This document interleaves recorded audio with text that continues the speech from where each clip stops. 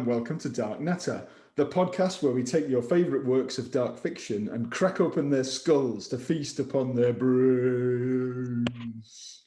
And as you will have seen by now, if you're watching the video version, you won't have seen if you're listening to the podcast version. I am joined, honoured, delighted to be joined today by Brian O'Gorman. Hello, Brian. Well, hello, John. Thanks for having me on.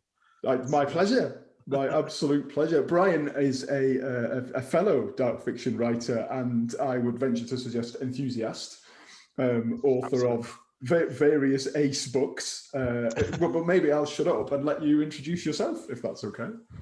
Well, if we're talking about the books, then yeah, I'm most famous for a book called Dawn of the Spiders, which was only the second book I ever wrote, and it became something of a success, which was a complete surprise to me. Brilliant. I hadn't even entertained the idea of being a writer until I had to give up work to care for my wife, who has some disabilities and problems. And I just found myself at a loose end. And so once I was sort of at home and with not very much to do, I thought, well, I used to write short stories just for a bit of fun. And Brilliant. I'll pick it up again and see what happens. That's, so I wrote this.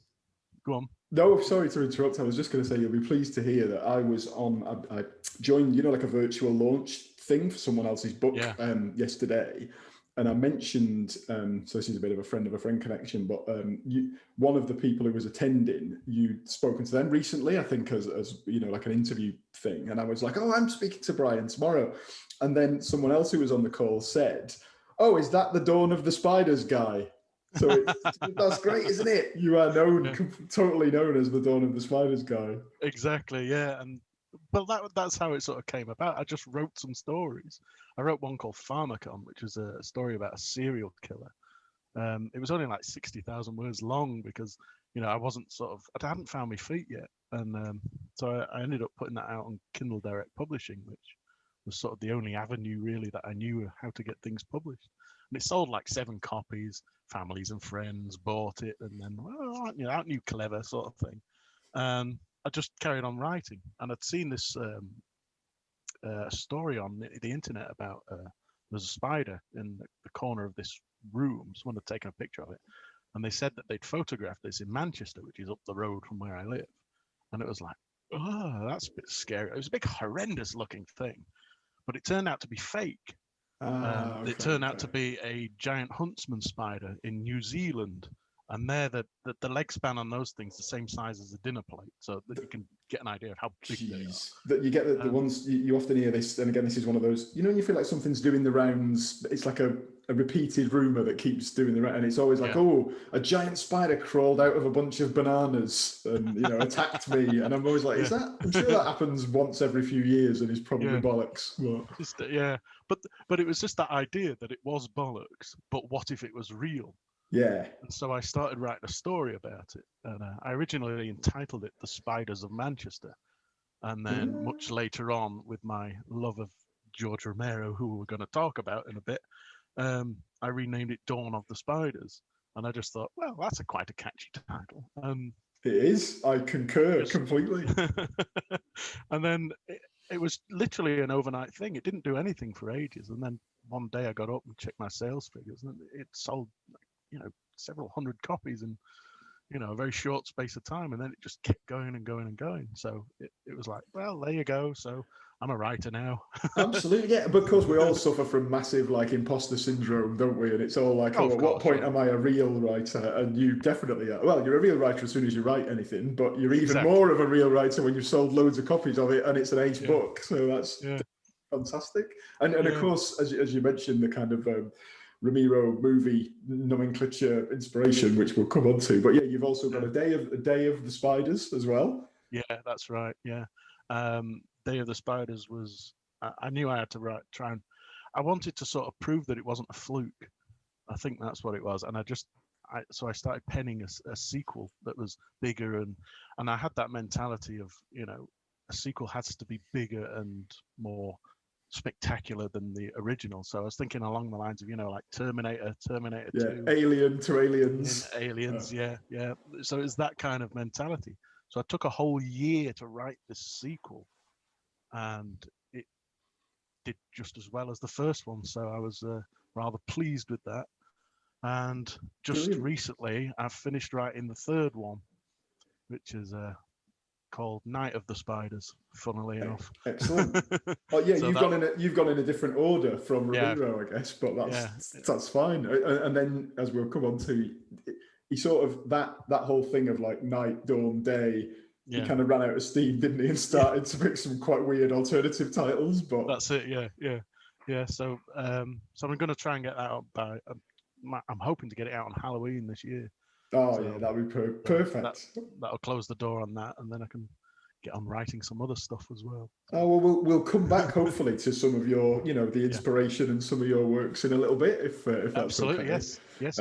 But as we've given a tantalising glimpse there of what this episode is about. Of course, the way the show works is people rock up. Sometimes it's co-host Liam. Sometimes it is a randomly invited guest, such as your good self. And they pitch a dark fiction topic, be it a movie or a franchise or a book or a fairground ride, whatever they want to pitch, as long as it can vaguely, loosely be argued to be dark fiction. And I decide whether, based on their pitch, it is worthy of a place in the hallowed halls of the Hall of Pain, which is a bit like Room 101.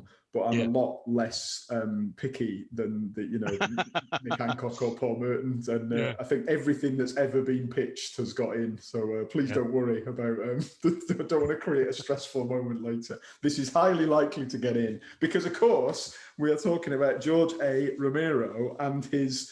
What would you call the franchise? The Of the Dead franchise. They call it the Living Dead franchise. Nice, which makes sense. Yeah.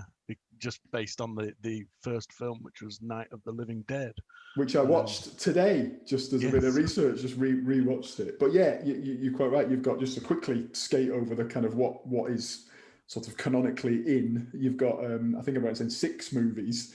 There's Night of the Living Dead, which came out in 1968. So it just the longevity of this is kind of incredible. Yeah. Dawn of the Dead, 1978. Okay. Day of the Dead is 1985.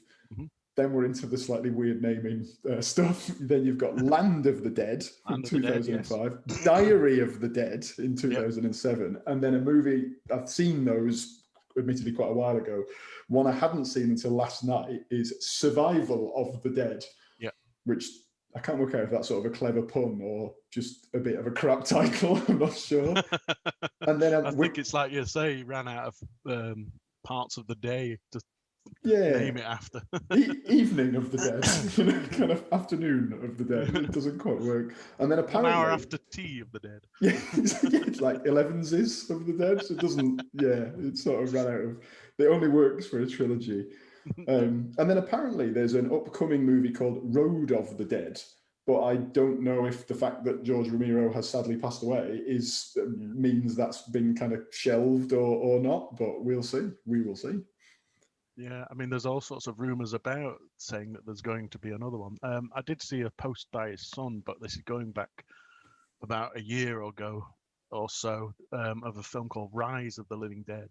But whether anything's going to come of that, I don't know. But we will see. And it's probably maybe as a place to start. He invented zombie films, didn't he? Night of the Living Dead. That before that, there was no such thing as zombies. There's a Haitian folklore myth that is, with loose inspiration. But can you imagine a world where the concept of a zombie film wasn't a thing? It's crazy, isn't it? Yeah, I know. And it was a weird thing because I didn't see Night of the Living Dead until the sort of late 1980s, I think it was, and it was because of a TV show called The Incredibly Strange Film Show, which was presented by Jonathan Ross, and it used to be on like a Saturday night, I think it was, and he would spotlight certain directors that weren't necessarily popular, but directors like Russ Meyer or Sam Raimi, and he'd do a different director every week. So that's how I learned about George Romero. And normally, once he'd they'd showed one of these programs, they would show a film by that director. So when they did George Romero, they showed Night of the Living Dead, and it was like the first time I'd seen it. And I thought, oh, it's an old black and white film. It's not going to be that scary. Yeah. And it frightened me half to death. It's great. It's like it still holds up now if you watch it. But like I know, obviously, it's kind of dated in many ways. The effects obviously are not. It's not awash with fantastic CGI. It was made on this tiny budget, but you know, there's a bit where the zombies are literally like eating someone's guts, and I guess they just bought some liver from the butcher's shop and just had the extras just eat the raw meat. But it looks pretty blooming convincing. You know what I mean? Yeah, that's exactly what they did. They just got bits of chicken and sort of added prosthetic hands to it and stuff like that, and so they could just tear bits off. But yeah, that's exactly what they did. And so when I first saw this, I was completely blown away by it. And then I discovered that there was more of them because of the documentary I'd seen. So I had to try and seek out a copy of Dawn of the Dead. Now, I'm not going to make any bones about this. Dawn of the Dead is my favorite film ever. Well, that's hence the reason you're pitching this topic, I guess. Exactly. And it's I watched that earlier in the week, so I've sort of rewatched the 3 original ones in the last few days, just building up to this. And it's ace in it. It's so good. Well, the thing about it was that back in those days, there were the release that was brought out in this country here in the UK was very, very heavily cut. So most of the gore and nastiness was all missing from it. Ugh. So I had to do some investigating on how to get a uncut copy of this. And I finally managed to do it about 4 or 5 years later. I went to one of these sort of horror festivals, which I used to go to quite a lot. And we went to an all-night zombie fest thing where they showed all of the Romero films plus Return of the Living Dead, and then it ended with the UK premiere of the Tom Savini remake of Night of the Living Dead, which I haven't seen, to my shame. I don't know if you would recommend that or not, but it's not as good as the original. Yeah, okay. It has its moments, but it's like apparently Tom Savini said it should have been a much more gory and violent film, but he had problems with the studio making cuts to it and all this. So, and when I saw it at that UK premiere, they actually showed the reels in the wrong order, so which didn't help. So that's a blunder, isn't it? It's a funny one, like Tom Savini. I've no idea. I know nothing about Tom Savini other than he's the famous special effects guy, and he's sex machine in From Dusk Till Dawn, where he's got that gun penis. But for some reason, based solely on those few facts, I've got in my head like, oh, I really like Tom Savini. He's a really cool guy. So I'm kind of rooting for his, like anything he's made, I want it to be really good. But I don't know why I have this view of him, but I do.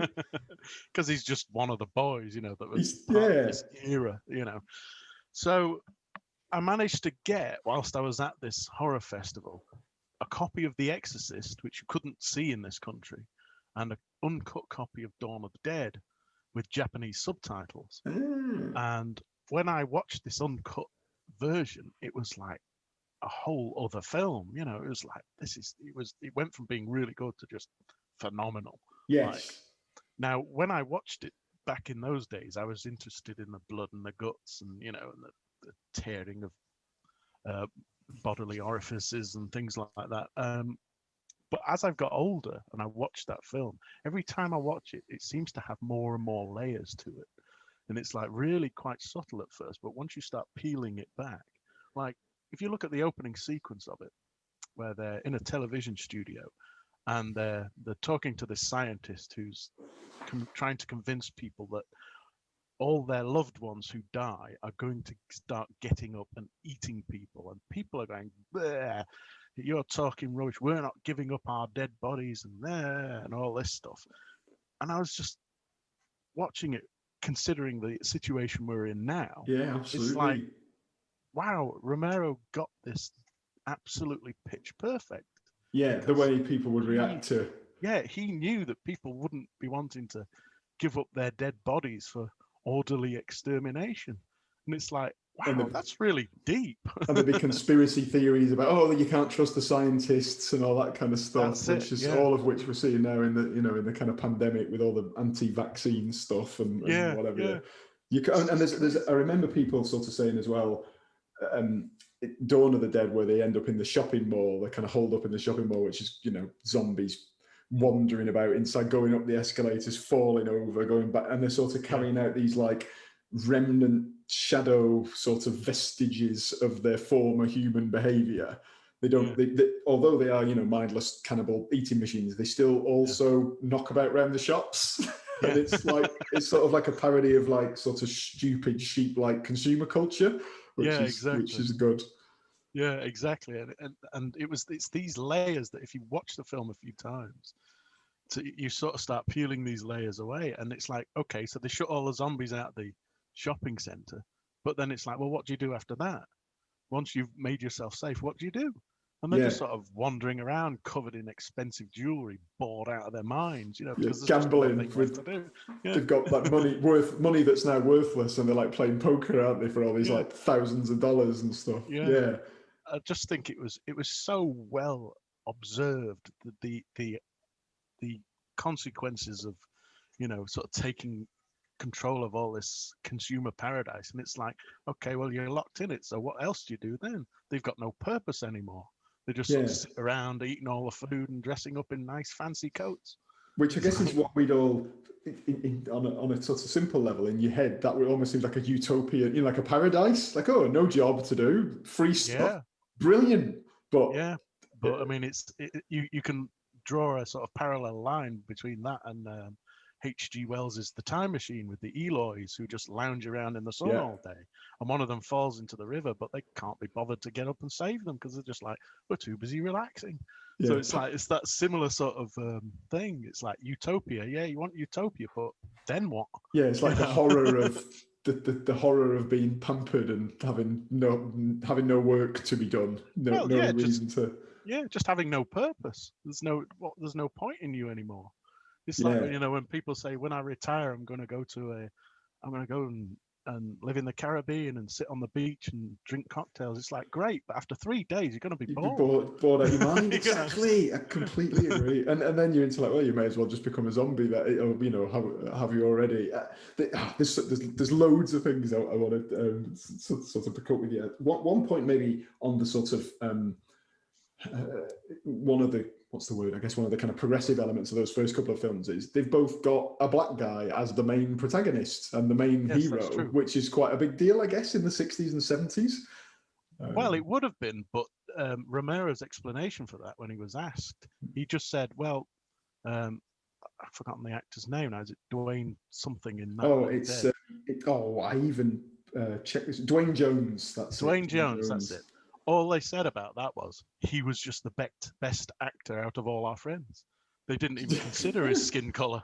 Which in some ways is even more commendable, isn't it? Like there was no element of trying to make a point, or they weren't picking him to make some racial kind of, it was literally just, he's a good actor, let's have him then. He's the best actor that we had.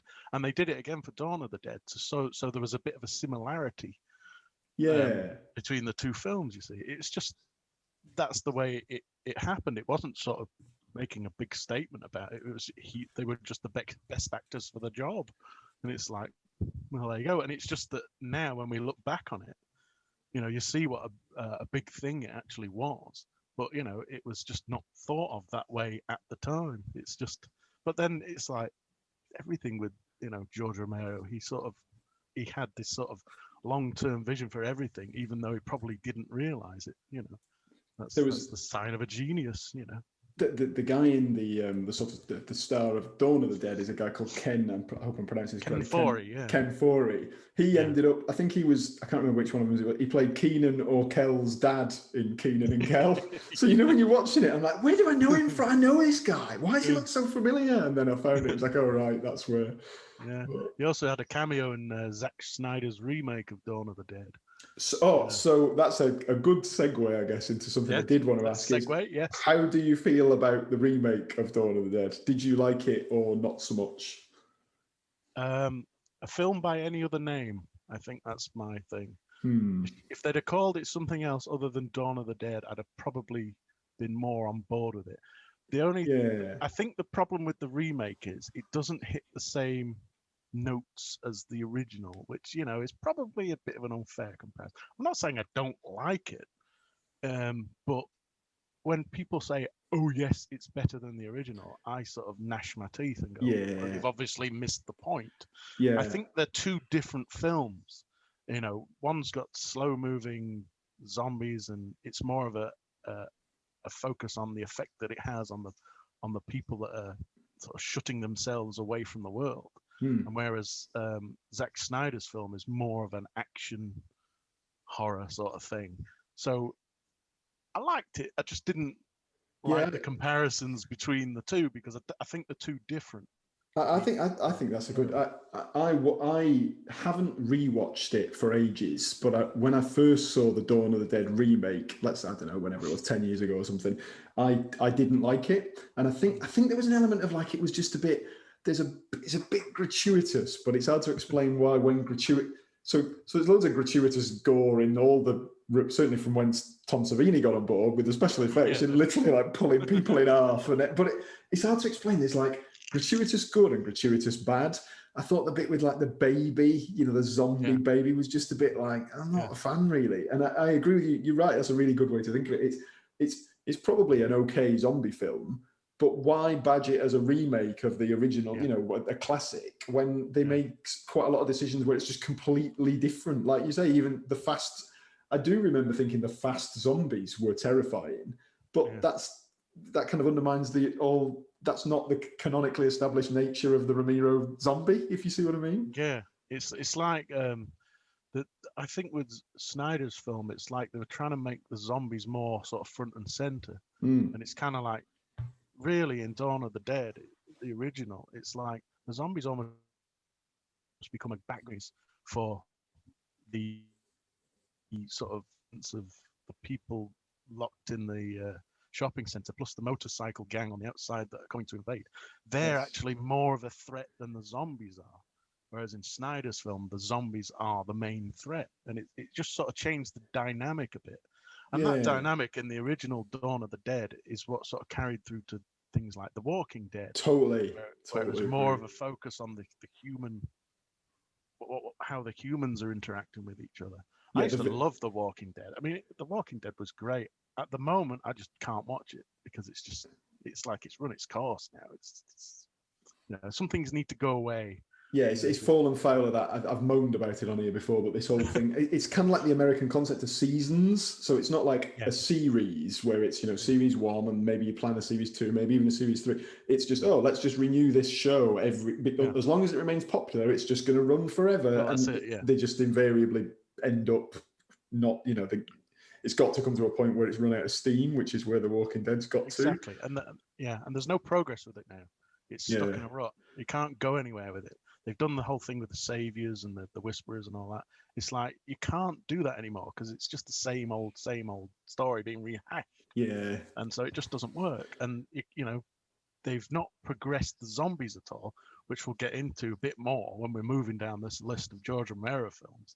You know, the zombies never changed in The Walking Dead, and that's like what a missed opportunity that was. Yeah, that's an interesting point. And I suppose, I'd rather, because obviously, I mean, it's incredible really, from that one film, the original Night of the Living Dead, you spawned 50 years of this kind of completely pervasive kind of genre. So obviously, I play a lot of video games. You've got things like Resident Evil, which is another take on the zombie thing. And then we did a show on it earlier in this series of Dark Natter, was The Last of Us. And that's doing the old that's doing like fungal spore cordyceps zombies that have got all this kind of sprouting stuff coming. That's brilliant. So there's so much you can do with it. There's still scope for originality in the genre, I think. But, I mean, it's like if you watch the George Romero zombie films, in Dawn of the Dead, we're establishing the sort of takeover of the world and, you know, the effect it's having on people. And then you go to Day of the Dead, which is Day of the Dead should have been more than it was because the George Romero wrote a script called Dead Reckoning, which was supposed to have been Day of the Dead. but they didn't have the budget or the effects to be able to pull it off. Dead Reckoning eventually became Land of the Dead, but so Day of the Dead was sort of a stopgap between Dawn and Land. Now, with Day of the Dead, they're stuck underground. The world's been completely taken over. But you get the first seeds of the zombies starting to gain a little intelligence with the very lovable Bob. Yeah, he's great. Bob, wasn't he? Yeah. Really funny. They sort of train him. They've got him on like a chain, and the doctor's kind of training him how to behave by giving him like meaty treats if he does the right thing. Yeah, that's exactly it. But it was a way of sort of planting that seed of the zombies starting to evolve a little. And when you get onto Land of the Dead, that one of the zombies is actually starting to lead the others around. Growling at them to make them do things. It's like, so there's a progression there with the actual zombies themselves. They're actually evolving and changing. And I just think if The Walking Dead had done that could have been something really special. But they just didn't. They sort of kept in the constraints. Yeah. That's interesting. Yeah. Day of the Dead, I hadn't seen until this week, watching it on whenever it was, Thursday night. I thought it's what. The tone of these films is interesting to me. So I'd kind of forgotten, so Night of the Living Dead is a serious movie, I would say. Yeah. It's sort of quite old-fashioned orchestral swelling soundtrack, and played as a scary movie, and kind of sad ending as well. Bad things happening to lots of its characters. Whereas Dawn of the Dead, particularly the soundtrack, it starts to get into the territory of kind of dark comedy, doesn't it? You've got all the sort of, as you say, the antics in the mall and enjoying themselves with all the free consumer crap. And then the soundtrack's like more music, it's like it's kind of funny. Yeah, exactly. I mean, it's like, if there is a documentary on somewhere out on YouTube called Document of the Dead, which is a film crew were following, it was a group of students who were following George Romero around, sort of trying to make a profile of him. And he's filming Dawn of the Dead at the time. So you get this wonderful look into sort of what it was like on the set. And a lot of them, he allowed people like Tom Savini to come up with new and interesting ways of killing zombies and all that. So he allowed them a lot of sort of creative freedom. Brilliant. So that's why there's sort of a sense of fun about that film, especially when the bikers invade. And they're sticking pies in the face. And they're splatting pies into the zombies' faces for a laugh. Like, the bikers are not afraid of the zombies at all. But it seems, like you say, that sense that everyone, not just that the film is fun to watch, but it feels like the people acting in the film and having a proper laugh. Yeah, and they really will. Cool. And the first pie that gets pushed into a zombie's face, that's the kid who was the student who was doing this documentary about George Romero, so he got to be in the film as well. So it's like, awesome. Do you want to be a zombie? It's like, yeah, okay. So send them to Tom Savini. He'd make them all up, and then he'd find a scene for them to be in. His zombie factory. The was just, and again, I think it probably was intentional, but there's some quite hilarious bits in Day of the Dead. Like the guy, I forget the actor's name, but so Day of the Dead does that thing, and all these are like established tropes that Romero kind of invented. But you've got your small band of survivors, and they're holed up to escape from to keep out, away from the zombie hordes. But then there's tensions in the group, and in simple terms, it's some scientists who are trying to sort of solve the zombie problem. With some military people who are supposed to be looking after them, but they're getting increasingly pissed off with these goddamn eggheads. They ain't, you got nothing for us. Why are we gonna? And the bloke who plays the captain of the soldiers, Joe Pilato, his name is. It's such a his performance is very, very over the top in a brilliant way. He's very watchable, but he comes across. He's like the worst soldier ever. He comes across as he's just had a complete breakdown, and he's sort of really intense, and I'll shoot you all if you don't do what I say. I just could have watched him all day.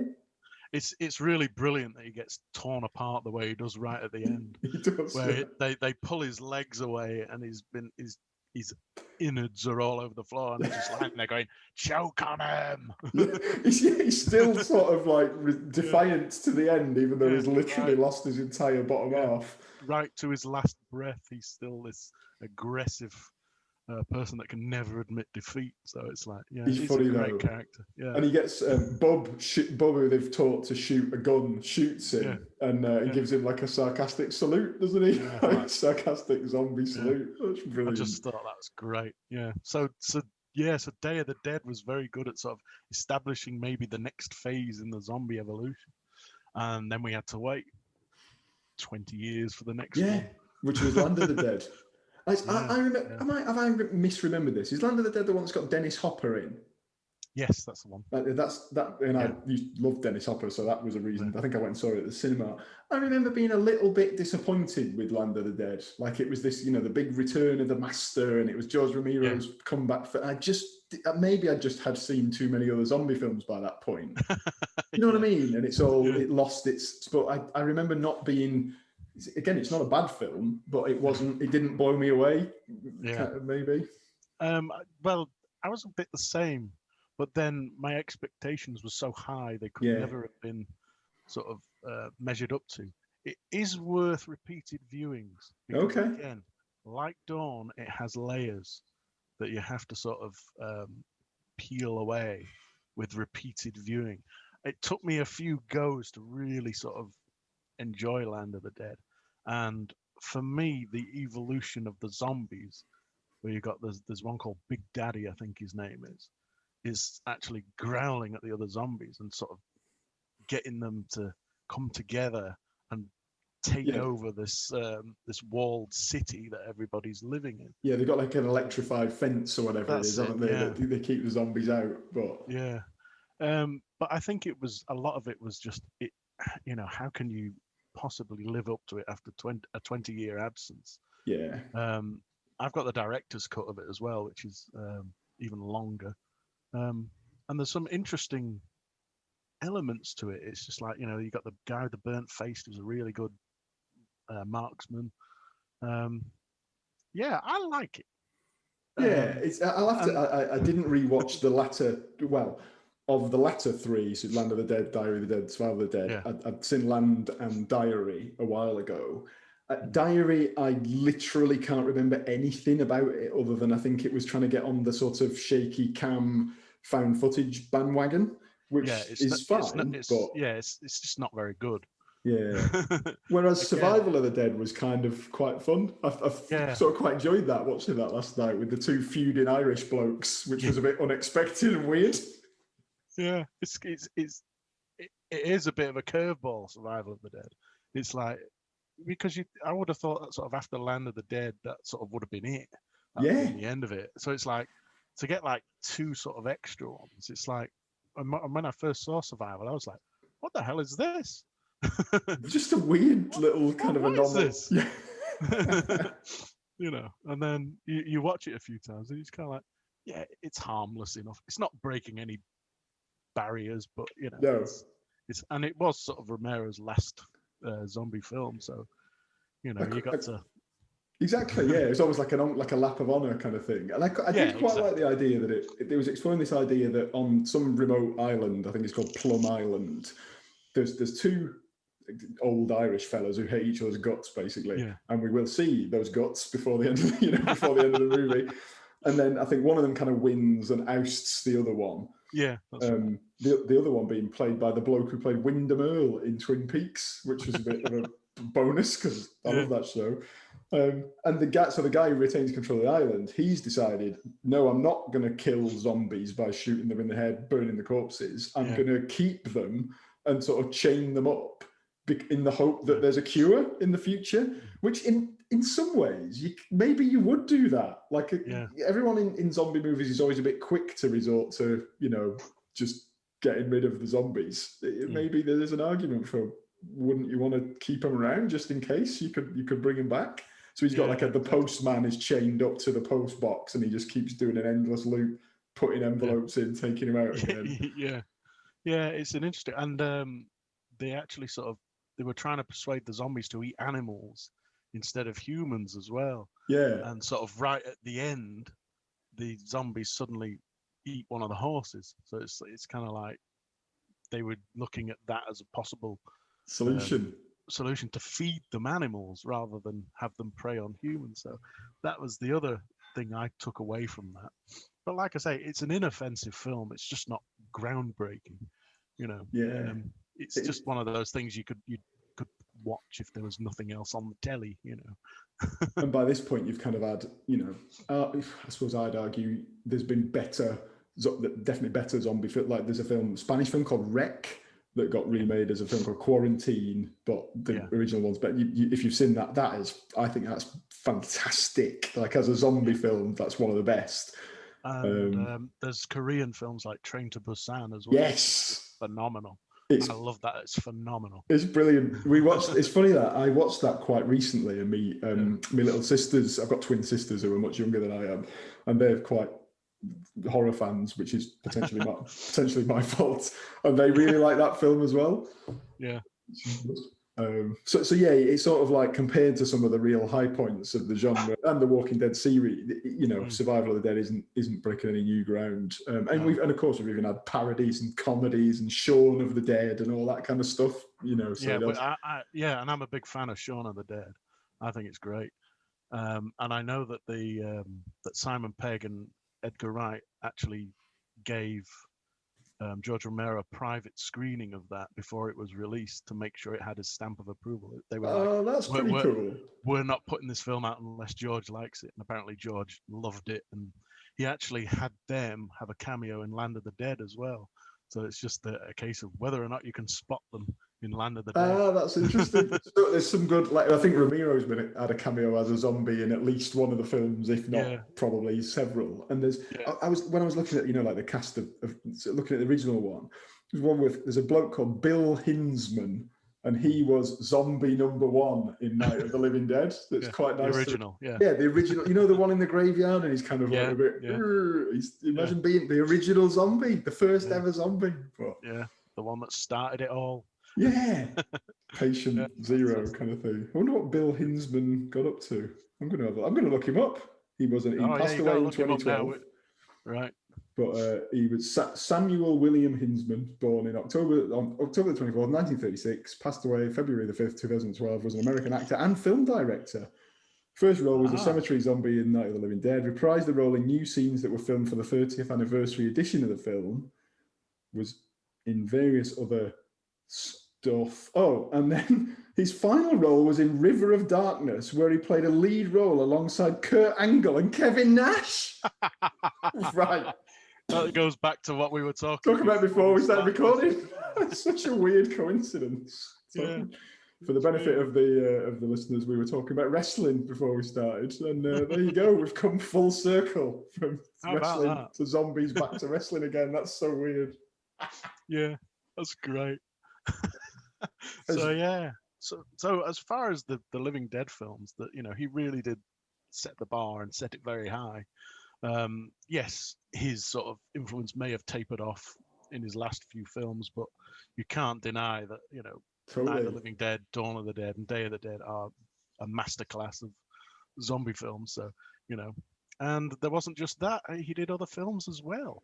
One of my favorites, which is, I'm going to wave this cover around for those of the benefit of those that can see me, but I have a signed copy of Creepshow here. Oh, look at that. Brian, happy birthday.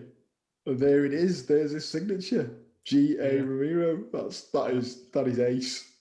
Creepshow, it was like the perfect storm of my favorite film director and my favorite writer coming together. George Romero, Stephen King, and they came up with Creepshow, which is still around today on, I think is it Shudder? I think they've got a series on Shudder of Creepshow, which is really, really quite good.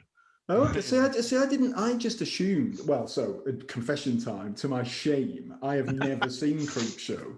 So Liam, who's my usual co-host, he is a massive fan of it, and we've covered Stephen King already on this podcast because we're both big Stephen King fans, but particularly Liam. But yeah, I've never watched any of the Creepshow stuff, which is quite a shameful gap in my repertoire. But so until I hadn't even realised, until literally Googling stuff before recording with you, I hadn't put the 2 and 2 together that it was Stephen King and George Romero who made it. Like, I hadn't even had that realization. It's like a dream team, isn't it? Yeah, it is. It absolutely is. And they were very, very good friends, and they came up with this concept of doing, because they both like the old was it the DC comics or the old comic books anyway of horror, and they wanted to do something that sort of represented those old comic books that they were both big fans of. Brilliant. So Stephen King wrote some short stories like in script form, and him and George Romero just came together and put together this package of I can't remember how many stories it is, 5 or 6, I can't remember. And it is very, very comic booky to watch it, in the way that it's framed and all this. And Stephen King's actually in it as well. He plays a character called Geordie Verrill, who discovers a meteorite falls into his garden. He's playing this sort of southern hick that sort of touches this meteorite, and he ends up with this green sort of grass growing on his hand, and it eventually sort of takes over. It's all growing on him, and it's it's all over his face, and he very, very slowly turns into this giant plant thing and blows his head off with a shotgun at the end of the story. A lovely happy ending, as you would expect. Yeah, as you would expect. As you would expect from Stephen King. But there's some great actors in that as well. Leslie Nielsen is in it as well. Who, brilliant. Didn't know that. Bad guy. Yeah, he plays a bad guy. What? So obviously, I love Leslie Nielsen, as does anyone who's, I suppose, of a certain age and has seen the Naked Gun films and the Airplane films. But I've only ever seen him in daft spoof things. Yeah, I've never seen him play any other type of part. So, all right. He plays a bad guy in that. There's a story called flipping heck, Something to Tide You Over. It's called. Okay, all right. And he plays a rich guy who discovers that his wife is sleeping with this other guy. So he kidnaps the guy, takes him down to his private beach, and buries him in the sand up to his neck. Oh. And he buries him below the tide line. Oh, God. So the sea's slowly coming in. And he's buried his missus further down the beach. And he sets up a little television so they can sort of watch each other drown. And slowly drowning as the tide comes in. Oh my and God. this being George Romero and Stephen King together, they come back as these sort of waterlogged zombies to get Leslie Nielsen. I'll have to watch that. You're gonna have to. It's fantastic. And there's a great one. If you're not a fan of creepy crawlies, there's the very, very last story has E.G. Marshall in it, playing this guy who's like a clean freak. He lives in this perfect penthouse apartment. It's like all white and perfectly clean, and he starts getting invaded by cockroaches. And as the story goes on, there's more and more cockroaches appearing, and he's freaking out. And I won't spoil the ending for you, but it's. Oh no, that would get me. That one. I have a thing. It's not specifically cockroaches, but it's more that thing of like uncleanliness is a bit of it. So like I had. Probably mentioned this before on this show because it always comes up, particularly whenever we're talking about Lovecraft. Like I used to live in a house with my then missus. How houses have attics. We found out we had a hole in the roof, but the way we found out we had the hole in the roof was because a pregnant rat moved into the attic, and we didn't find that out until you hear some funny noises. You go up and investigate. By which time there's a family of rats scurrying around in the walls. So this idea of like your lovely pristine home being invaded by unwanted interlopers is quite, which I guess back to zombies again is kind of similar in a way. Things clawing in their way in from outside is a terrifying one. When I used to live on my own in over in New Mills, which is sort of about 15 miles down the road from here, I got invaded by ants. And it was like, you just sort of see a few of them sort of crawling about, and I thought nothing of it. And I opened a can of like full sugar Dr. Pepper, which I used to drink full sugar drinks at the time because I was a lot thinner and a lot younger. But I'd open my can and I put it on the side, and I'd just sort of lay back in my reclining chair. And I thought, I'll have half an hour's kip, and I just know I opened my eyes, and the can was, I'm not kidding here, it was covered in ants. They were crawling up the leg of the table, and they were just covering the can. And I was like, oh God. So I had to sort of scoop this thing up, and it was crawling with these beasts, and I had to just sort of hurl it out the back door. And the thing is, like, you have a bad experience like this, and you know, I'm not suggesting that either of us particularly enjoyed these experiences we've recounted, but equally at the same time, there is a little bit. It was like, I'll make a note of that. That's a good one for a future, you know what I mean, a future writing project. Yeah, exactly. It's just that feeling of looking at it and just going, what the hell is that?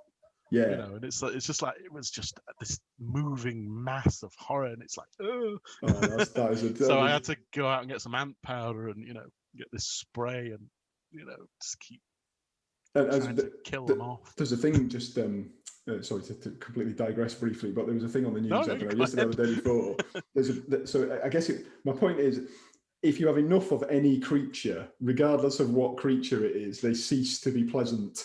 So it's in Australia, there's like a mouse plague going on in a corner of whichever Queensland or wherever it is, where there's like big farms because of the bumper crop or whatever the explanation is. Yeah. The whole place is just overrun with mice. So there's like video footage doing the rounds on YouTube of people, just hundreds of mice in their house or running around running across the road. And like, mice are cute, right? I like mice, but I don't think I would fancy sharing my front room with 500 of them. No, I remember a few years ago when we had a sort of a plague of ladybirds. I think I remember that. I remember that being on the news. Yeah, and it was like, ladybirds are small and cute, and But you wouldn't want 50 of them on your face. Yeah. Yes, exactly. Yeah. Or if you're opening your front door and they're just covering the front door, it was. I remember that quite well. I was living out in Whaley Bridge then, which is sort of semi-rural. So the ladybird population just exploded. We had flying ants here, about 5 or 6 years ago, out the front of our house. We accidentally disturbed a nest of flying ants, and they just sort of erupted from the ground, and then went in all directions. Endless inspiration. We're going, where are those ants coming from? And it's like, oh, I don't know. They were here. Someone else did it. Well, as a bit of a segue, I guess, back into, speaking of infestations of unpleasant creatures, I wanted to ask you, I guess, so having established that your love of the George Romero zombie movies, and particularly Dawn of the Dead, how, other than in the titling, how have those sort of inspired you in your own writing? I think when I wrote Dawn of the Spider, I know you said Dawn of the Dead then. When I wrote Dawn of the Spiders, it was just about almost like recreating a monster movie. That I used to love these old sort of rubbish B movies. Years ago. There's a particular one called The Giant Spider Invasion. If you can find it, it is. Okay. And I said this in another interview the other day, but it's the only film that actually delivers on its title, because they actually deliver a giant spider. Now it was a great big huge, like, it looked like a big turd with eyes stuck on it, and pipe cleaners this big stuck in it. It looks silly, but it's an actual giant spider, and I love these films. I mean, it's like. So those kind of things had a very heavy influence on this kind of stuff I was writing. It's almost like I was trying to recreate them in book form. And so it was, as I was sort of moving on and writing something, The Day of the Spiders, which is more of a more expansive book, I was focusing more on the people and the characters rather than the monster. So it was sort of making that transition from just writing about the creatures and the people being a secondary concern to the people being sort of more front and center. Yeah, sort of outbreak of whatever's going on being, just something that's happening to them rather than us focusing on that happening and then, totally makes about sense. The people on a sort of secondary. So that sort of transition of style into character based over the main monster has sort of stuck with me ever since then. So the stuff I'm writing is very, very sort of character heavy, and sort of nastiness that happens to them, it becomes sort of more. It's almost like the horrible backdrop, whether it's a creature or a plague of creatures or something even more weird, like the mist or whatever it is. That is not the story. Well, you could write a story about that, but you could write a story where that's almost the setting. And the story is about the people and how they react and what they do. Yeah, and I think the latter is, it is going to be ultimately, I think, more interesting, because I suppose in a way that's what we want from our stories, isn't it? We're interested in the characters, how we can relate to them or not relate to them, the ones we like, the ones we hate. You'd probably get. I'm trying to imagine an entire book that was solely about a creature. It would have to be. It'd almost be. I did read a horror story recently by someone we've had on as a guest that is about that. It's a bit like, The Thing. So obviously John Carpenter's outer space shape-shifting creation. He's written a book that's almost like from the perspective of the Thing, which is that's a cool idea. So I suppose it can be done, but even then it's still a character-centric book and there's human characters. Exactly. But that makes a lot of sense. Yeah. It's like, if you've got a character in there that you can sort of relate to, then it sort of pulls you in. It's like when I was reading Rabbit Hole. Now, Rabbit Hole. Thank you for doing that, by the way. You're very sweet. I love that book. It's fabulous. It's one of those things that that the character is so it's so almost relatable and likable that the whole idea of that book, where she's trying to solve this sort of unsolved mystery, I was just hooked on it. It just went. That's very kind of you, Brian. You're very kind. Well, credit where credit's due. Your characters are interesting enough to sort of pull you straight into the story. And Rabbit Hole's one of those sort of stories that I have to almost ration. Otherwise, I sit and read it all, and I like to ration books. Yeah, totally agree with that. Take my time with them. Because otherwise, you are enjoying it, and therefore you're motivated to read more, and it's 3 a.m. and oh god, I'm at work in the morning. I probably should have gone to bed. and then you end up with a kind of like, you've read it half asleep and knackered, and you've got to try it. But it is like rationing, because if you're anything like me, you've got no self-control. Like my big Achilles heel is video games. I play a lot of video games, obviously all horrible dark horror ones exclusively. I've been playing a game called Darkwood this past week, which is like a real low budget sort of top-down viewed kind of thing, but it's a bit like Hotline Miami meets the Blair Witch Project. So it's like spend all day scavenging up like wood and nails and stuff, and then you barricade yourself in. It's a bit like Night of the Living Dead. And then you survive the night while there's things trying to get in and beating them. And I just can't, it's just so addictive. I'm having to, no, Dave, you need to turn this off, tear yourself away from the console. You've got work in the morning. I know what you mean. I bought Mortal Kombat. The new Mortal Kombat recently. It was just after Christmas, actually. I got given a few quid for a new game, so I bought Mortal Kombat. I've not played a Mortal Kombat since the PS3 was around. Yeah, okay. I'll have a go at this, and so I downloaded this thing, and normally me and my wife sit and watch a film together in the evening. So it's like, so I'm not on my computer like all bloody night. And I have to sort of go and sort of chill out, force myself to relax. Once we've watched something, she'll go through her social media and all that, and I'll sit and play games. So I got into playing Mortal Kombat, and I've just been unable to sort of put it down. Yeah, highly addictive. There's the sort of brutal, bone-crunching moves, very satisfying. But you find yourself like wincing. You're playing it like, oh. Yeah. But then there's the other side of me that's going, yeah. That'll teach you.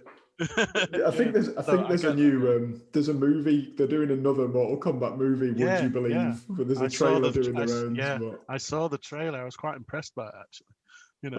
I enjoyed Kano at the end. He's just like pulled someone's heart out, and he's like, "Kano wins, you bloody beauty," or something. It's pretty funny. That's a really good impression, actually. Yeah, I mean, I can't believe they didn't come knocking to cast me as him, but no, sadly they hired some muscle-bound, handsome guy instead. Exactly. Why would they do that? I know, he's a villain.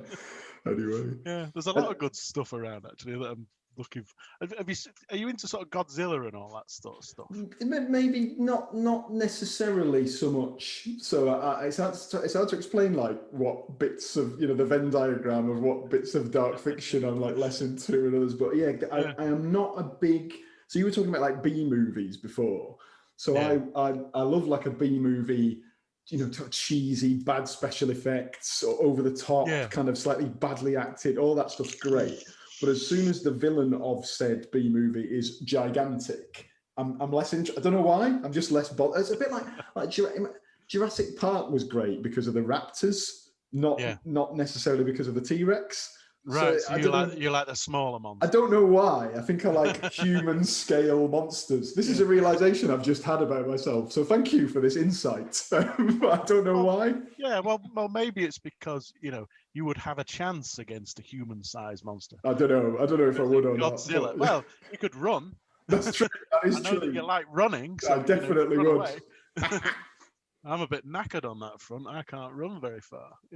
You just have to stand your ground. But I'd have to do that sort of beat your chest and try and look as scary as possible. Could work. It'd probably just slice my head off, wouldn't it? but of course, talk about video games. There's a lot. The zombie genre, the zombie thing that George Romero created, has completely permeated the world of video games as well. Talking about your signed Creepshow DVD. This here is a signed Silent Hill soundtrack music tour poster. So the guy Akira Yamaoka did a show in London. I got a signed poster, because Silent Hill is my favorite thing in the world. But of course, Silent Hill exists because Resident Evil existed. Yeah, so it was Konami's attempt to get on the Capcom's bandwagon, and Resident Evil is a full-blown zombie, Night of the Living Dead tribute game in many ways. Yeah, it's and you got the sort of the Call of Duty zombies thing. Yeah, yes, they're bloody good fun to play. Yeah, I've never played one actually, but I tell you what, John, you need to get one of those. And last sort of there's one called Call of Duty World War II that has a zombies sort of side spin-off. Yeah, it is brilliant. Okay. Really, really good, and you can get some quite interesting weapons and stuff. There's sort of little quests in it as well. So there's things you can do, or you can just try and survive as long as you can.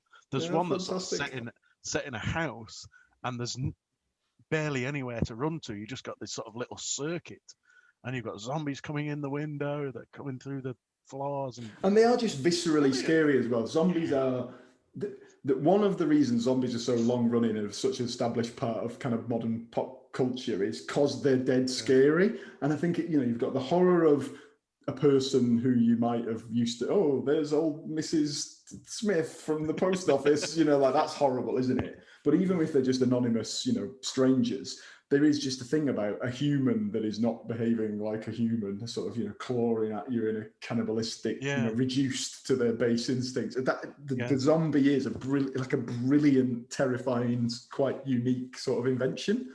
What did you think of World War Z?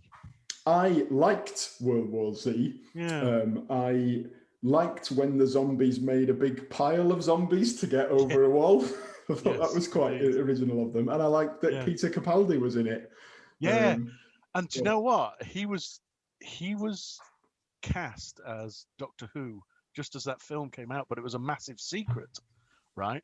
And his character, if you look on IMDb, his character's described as WHO Doctor. So there was a subliminal clue there. A World Health Organization doctor. That's true, actually. Yeah, Who doctor. That's cool. That's pretty funny. It was just before he became Doctor Who. But I saw World War Z at the cinema, and I was like, it needed to be just a little bit more. And then they brought out an uncut version, which was a whole lot more bloody. They CGI'd all the blood out. You see. So I didn't actually know that. So this was another one that's fallen victim of blooming interference and editing and Well, they wanted to reduce the certificate for when it was in the cinema to a 12. I hate that. More people could. I know. It does my head in that. It's because I'm not suggesting that you have to have all the blood, guts, and everything has to be an 18 certificate. But everything should it's horror, be. You're probably right. But also, everything just should be what it is. Like. Yeah. You make a film, you're telling a story, this is the story, this is the certificate that it attracts. Yeah. Right. Not, it should be this certificate, but we're going to edit it to squeeze it in under a threshold so we can get more people in. Because it'll just, it's not going to make it good, is it? Nothing ever benefited from being edited in that way. And when I first saw World War Z, I thought it was too sterile. Interesting. Clean. I'll have to try and dig out the... Yeah, there's an uncut version with all the blood and guts put back in. It's not massive amounts of blood and guts, but it's enough just to lift it Yeah, so it doesn't... Like the bit where the soldier gets bitten, the female soldier, and he hacks off her hand, and there's no blood. Well, in the uncut version, there's loads of blood. all over the place. That's interesting. And the fact that they can CGI it out is kind of simultaneously impressive and annoying, isn't it? If you see what I mean. Yeah, and sort of here's another. There's a film coming out soon on Netflix called Army of the Dead, which is directed by Zack Snyder again. Interesting. So I've seen the trailers for that, and that looks pretty epic.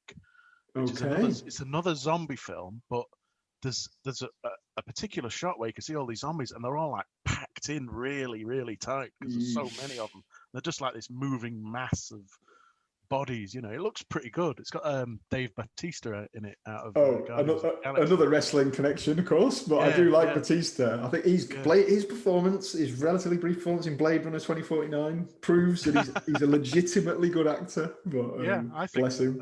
And he's great in Guardians of the Galaxy as well. He is, really funny and likable. But I was trying to think if there's any other. Yeah, he does exactly. He does all. He gets the comedy timing perfect in that film. I'm trying to think if there's any other zombie-related genre things worth mentioning. I feel like I have one more. Let me consult my notes. It was 28 Days Later. That's a belter in my opinion. Anyway, yeah, great zombie film.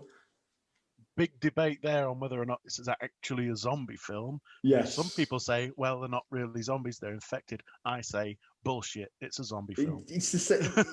as soon as you've got humans who've lost control of their faculties and have a bloodthirsty urge to kill other humans, that's a zombie film, innit? Do you know what I mean? Yeah, it's close enough for me. Yeah. And I love 28 Days Later. It's brilliant. Yeah, really. And it's scary. That one, we're back to like a played not for laughs, deadly serious. There's that element of the humans are the real monsters, but also the monsters are still blooming terrifying, a real threat. That I would recommend that one to anyone who's looking to gorge themselves on more zombie movies and hasn't seen that one yet. I love that one, and the fact that it's set in England as well is a very, very interesting departure. So you see sort of the streets of London deserted and all that, which has been. So it's like having it British as well is a nice thing. Absolutely right.